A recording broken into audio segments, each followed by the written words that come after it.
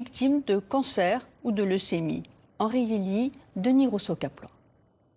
D'emblée, les responsables régionaux de l'Avesne, l'association des vétérans des essais nucléaires, se veulent rassurants. Le conseil d'administration vous suit énormément, vous surveille, Devant les portes du tribunal administratif de Rennes, les quelques 50 vétérans et leurs familles n'auraient pour rien au monde manqué cette audience tant attendue. Il est vrai que leurs souvenirs sont encore très présents. Il est évident que quand on revenait bien contaminé, il fallait prendre 6, 7, 10 douches avec des savons spéciaux.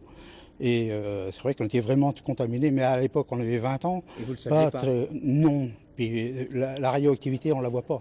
Juste pour mémoire, ces vétérans, alors jeunes appelés du contingent dans les années 60, 70 et 80, n'avaient pour seule protection que leurs t-shirts, leurs shorts et leurs tongs. C'était ça, Mururoa et Fangatofa.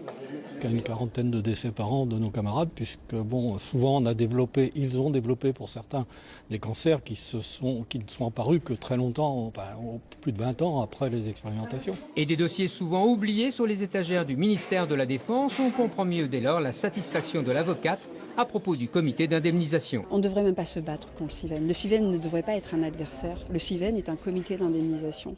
Le Civen a oublié que son rôle était non pas de refuser au maximum de personnes le droit à une indemnisation, mais au contraire de faciliter leur indemnisation, de faciliter leur deuil parfois, parce qu'il a été mis en place pour mettre un terme à de tristes batailles juridiques. Quant aux indemnités de ces 17 dossiers retenus aujourd'hui, réponse lors d'un jugement d'ici fin décembre. Justice encore avec la suite de l'assignation à résidence de 7 militants écologistes rennais pendant la conférence sur le climat à Paris.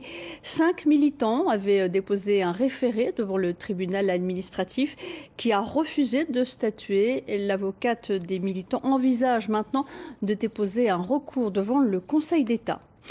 La conférence sur le climat, c'est donc en ce moment au Bourget, mais dans les établissements scolaires, le thème du réchauffement climatique préoccupe. Les élèves de 5e du collège des Fontaines à la Garges de Bretagne ont d'ailleurs enregistré un programme radio